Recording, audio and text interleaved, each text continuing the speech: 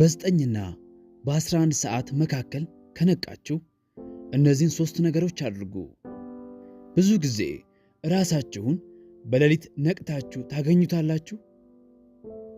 አንዳንድ ጊዜስ ለምን ተመልሳችሁ መተኛት እንዳቃታችሁ አስባችሁ አታውቁም?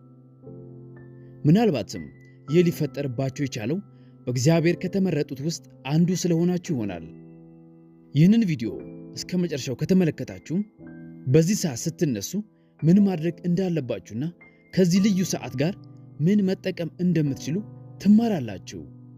ሲኤስ ሉዊስ በአንድ ወቅት እንደተናገረው እግዚአብሔር በደስታዎቻችን ውስጥ ያንሾካሹካል፣ በሕሊናችን ውስጥ ይናገራል፣ ነገር ግን በስቃያችን ውስጥ ይጮኻል።